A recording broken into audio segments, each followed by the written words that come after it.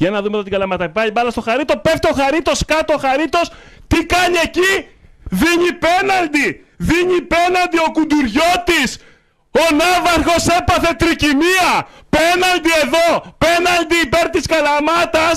Φωνάζουν δικαίως οι παίκτες της Αχαϊκής! Ο Κουντουριώτης δεν καταλαβαίνει τι δίνει εδώ, βουτάει ο Χαρίτος, πέφτει κάτω και βλέπουμε πέναλτι! Πέναλτι ο Κουντουριώτης, ο Ναύαρχος Κουντουριώτης από τη Δυτική Αττική, τρικυμία στο κρανίο, ρίχτω έξω Δημητριάδη! Ρίχτω έξω Δημητριάδη! Ρίχτω έξω Δημητριάδη! Ρίχτω έξω Δημητριάδη! Το έβαλε ο Δημητριάδης! Είσαι μαύρη θύελα ρε! Είσαι μαύρη θύελα!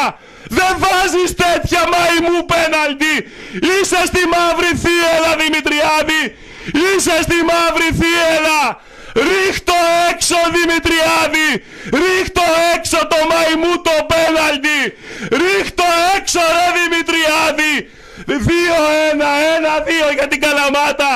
Ο Πέτρος Δημητριάδης έβαλε το μαϊμού, το πιο αστείο πέναλτι εκαταβολής της ιστορίας της μαύρης θύελας και του ελληνικού ποδοσφαίρου. Όχι Πέτρο Δημητριάδη, όχι ρε Κουντουριώτη, η μαύρη θύελα έχει ένδοξη ιστορία, είναι περήφανη, δεν θέλει ελεημοσύνες, δεν θέλει μαϊμού πέναλτι, δεν θέλει τέτοια αστεία, τέτοια φεδρές αποφάσεις, τέτοιες φεδρές αστείες αποφάσεις. Ντροπή! Ντροπή ρε Κουντουριώτη! Ντροπή ρε Δημητριάδη! Ρίχτω έξω ρε Δημητριάδη! Όπως έκανε ο Τέμις τότε! Ρίχτω έξω ρε Δημητριάδη!